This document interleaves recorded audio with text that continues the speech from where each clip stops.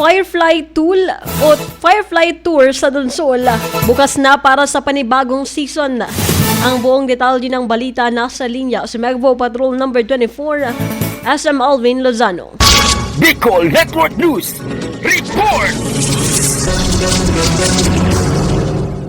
Formal nang inianunsyo ng lokal na pamahalaan ng Donsol sa pangunguna ni Mayor Ted Belmonte de Guzman ang pagbubukas ng tanyag ng Firefly Tour para sa bagong season. Ang ecotourism attraction na ito ay muling magbibigay ng kakaibang karanasan sa mga turista, lokal man o dayuhan na nais masilayan ang mahiwagang liwanag ng mga litaptap sa kalmadong ilog ng bayan. Ang matagumpay na paghahanda para sa pagbubukas ng tour ay naisakatuparan sa tulong ng iba't ibang ahensya kabilang ang mga sumusunod: Department of Tourism Region 5 sa pamumuno ni Sir Herbie Aguas, DOT Sorsogon Province sa pangunguna ni Bobby Gigantoni, Sorsogon Governor Buboy Amor, Tourism Officer ng Donsol na si Sir Don Llagas, WWF Donsol sa pamumuno ni na Sir Jun Narvades at Ma'am MJ Mirasol, at suportado rin ni Board Member Nini Rabanilla. Samantala, bilang bahagi ng patuloy na kampanya ng lokal na pamahalaan para sa pagpapalago ng turismo, isinagawa rin ang isang espesyal na pagsasanay para sa mga bangkero at gabay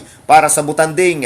Tinalakay dito ang tamang pakikitungo sa mga turista, responsableng pakikisalamuha sa mga whale shark at kaligtasan sa dagat. Ayon kay Mayor de Guzman, mahalaga ang handa ang bawat isa sa pagbibigay ng dekalidad na serbisyo sa mga turista habang sinisiguro ang pangangalaga sa likas na yaman ng bayan. Sa kabilang dako, inaanyayahan ng lahat na muling tuklasin ang kagandahan ng Donsol sa pamamagitan ng Firefly Tour at ang world-class na whale shark interaction. Mula dito sa bayan ng Donsol, ito si Megwa Patrol numero 24, Alvin Lozano, tatak tunay na serbisyo.